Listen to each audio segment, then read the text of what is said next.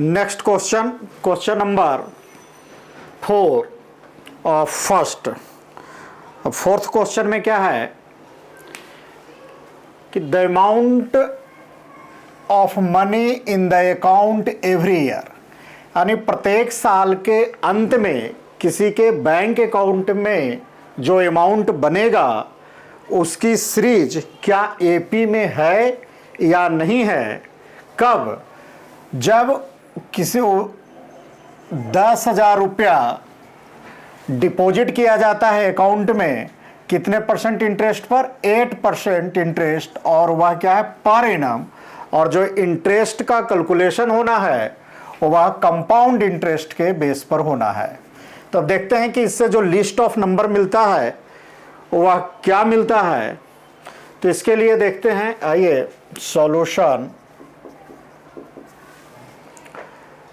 हमें क्या क्वेश्चन में क्या दिया हुआ है उसे पहले नोट डाउन करते हैं। तो गिवन दैट क्या क्या दिया हुआ है? 10,000 रुपया जमा करता है, यानी प्रिंसिपल अमाउंट क्या है? 10,000, यानी P equal to 10,000। Rate of interest क्या है? 8%। Rate of interest 8% per annum. क्या है? पर एनम है। अब चूंकि अमाउंट निकालना है इसलिए हमें टाइम चाहिए, तो टाइम दिया नहीं हुआ है, तो पहले हम 1 साल का निकालेंगे, 2 साल का, 3 साल का। तो टाइम हम 1, 2, 3 इस तरह से लेकर वैल्यू देखते चलेंगे। थोड़ा सा रिकॉल करते हैं, पहले हम लोग पढ़े हैं पिछले क्लासेज में। वी हैव दैट कि कंपाउंड इंटरेस्ट के लिए अमाउंट का फॉर्मूला क्या है? तो amount equal to P into 1 plus R by 100 to the power time, जो कि टाइम क्या होना चाहिए? कंप्लीट ईयर में होना चाहिए। अब इसी पर हम देखते हैं कि पहले साल के अंत में उसके अकाउंट में कितना अमाउंट डिपॉजिट हो जाएगा। तो amount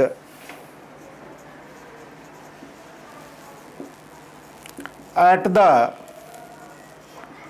end of first year, पहले साल के अंत में उसके अकाउंट में कितना अमाउंट होगा। तो अमाउंट का प्रिंस लगाएंगे formula P into 1 plus R by 100 to the power T। अब इसमें क्या है? P कितना है? 10,000 है हमारे पास, और 1 plus R means rate of interest 8% है, टू द पावर टाइम। पहला हम टाइम चूंकि फर्स्ट ईयर लिए हैं, फर्स्ट ईयर ले रहे हैं, इसलिए टाइम का वैल्यू क्या लेंगे? 1। तो 1 लेंगे तो क्या बन जाएगा? 10,000 इंटू, इसको हम लिख सकते हैं 108 बाई 100। अब 2 जीरो से 2 जीरो को कैंसिल कर दीजिए, तो क्या बन गया? 108 पर 00। यानी 1 साल के बाद उसके खाते में, 1 साल के अंत में उसके खाते में कितना पैसा जमा हो जाएगा? 10,800 रुपया। इसी तरह से देखते हैं दूसरे साल के अंत में उसके खाते में क्या अमाउंट आएगा। तो amount at the end of 2 year, in the 2 years. तो 2 ईयर्स में होगा, तो फर्स्ट ईयर का क्या होगा? प्रिंसिपल हमारे पास कितना? अभी यहाँ चलते हैं सेकंड के लिए, तो फॉर्मूला सेम रहेगा, यानी प्रिंसिपल 10,000 इंटू 1 प्लस R 8 ही रहेगा, 100। टाइम का वैल्यू क्या हो जाएगा? T2 हो जाएगा। यानी इसका क्या हो जाएगा? 10,000 इंटू 108 बाई 100 का स्क्वायर। अब इसे जब कैलकुलेट करेंगे तो क्या आएगा? देख लेते हैं। 10,000 और 108 को करेंगे तो क्या आएगा? 8 दूने 8 64, और 8 8 16, 116 अपॉन इतना। अब देखते हैं 1 0 से 1 0, 1 0 से 1 0, 1 0 से 1 0, 1 0 से 1 0, यानी इसका वैल्यू कितना आ गया? 11,664, यानी दूसरे साल के अंत में उसके खाते में कितने अमाउंट आ जाएगा, इतना अमाउंट आ जाएगा। अब इससे देखते हैं कि लिस्ट ऑफ सीरीज क्या बनता है हमारा, या लिस्ट ऑफ नंबर्स क्या बनता है। इसलिए लिस्ट ऑफ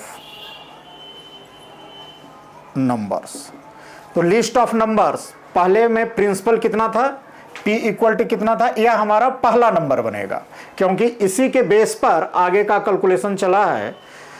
तो पहला अमाउंट नंबर हमारा बनेगा 10,000, दूसरा बनेगा नंबर 10,008, 10,800, और तीसरा नंबर हमारा कितना निकल के आया है 11,664, 11,664, और इसी तरह से एंड सो ऑन, ये नंबर हमारा इंक्रीज करता जाएगा।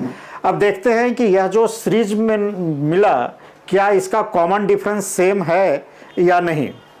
तो चलते हैं कॉमन डिफरेंस। कॉमन डिफरेंस में देखते हैं पहला A2 माइनस A1, यानी फर्स्ट टर्म और सेकंड टर्म का डिफरेंस देखते हैं तो कितना या 10,800 माइनस 10,000, यानी 800 का डिफरेंस है।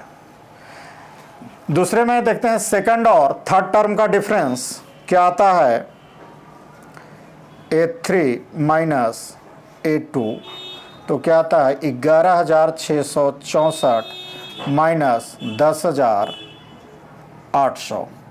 अब कितना आ गया, 4 एकम 4, 6 एकम 6, और 6 16 में से 8 गया 8, और यहाँ कितना बच गया, गलत,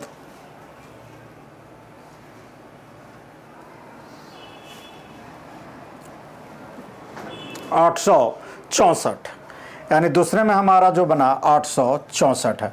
अब देख रहे हैं कि जो पहला डिफरेंस है और दूसरा डिफरेंस है दोनों सेम नहीं है, अर्थात कह सकते हैं A2 minus A1 not equal to A3 minus A2, यानी जो डिफरेंस है यह सेम नहीं है, नॉट फिक्स्ड और सेम। और जब डिफरेंस सेम नहीं है इसका अर्थ यह है कि यह जो सीरीज है यह सीरीज AP में नहीं है, या यह जो स्टेटमेंट है इस स्टेटमेंट से जो लिस्ट ऑफ नंबर मिलता है वह AP में नहीं मिलता है। यानी फाइनल आंसर के रूप में अगर हम लिखना चाहें तो ऐसे लिखेंगे, it does not form AP। क्यों नहीं AP बनाता है, बिकॉज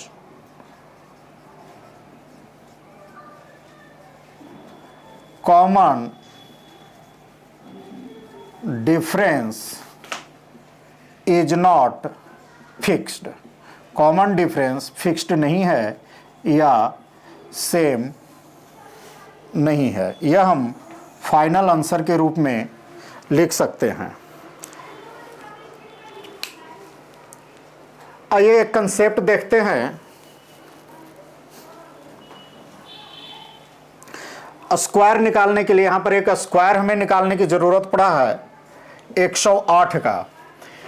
इसे याद रखिएगा, यदि 100 के से ज़्यादा नंबर का कोई स्क्वायर निकालना हो तो उसको कैसे निकालते हैं, TSP, टाइम सेविंग प्रोसेस।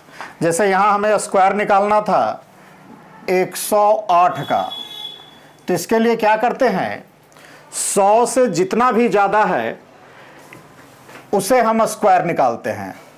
तो 100 से ज़्यादा कितना है 8, तो 8 का स्क्वायर कितना हो गया 8 8 64, और इसके लिए 2 स्पेस रखते हैं, 64 में 2 स्पेस आ गया।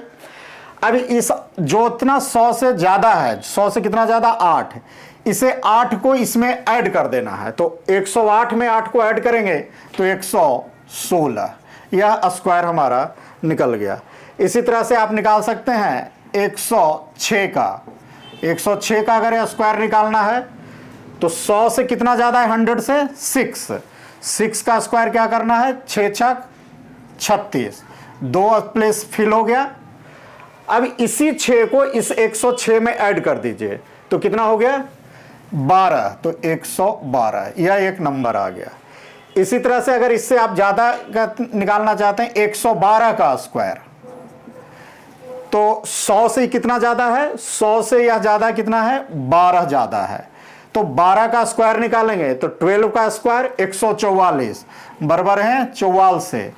तो इसमें 2 ही प्लेस लेना है तो हम 44 को ले लेंगे और इस एक को हासिल के रूप में, कैरी के रूप में रख लेंगे। अब इस 12 को इसी में 112 में ऐड करेंगे तो कितना हो जाएगा 124, और इधर से हासिल एक आ जाएगा 125। अगर इस कंसेप्ट को रखेंगे तो इस तरह का कोई स्क्वायर आप निकाल सकते हैं।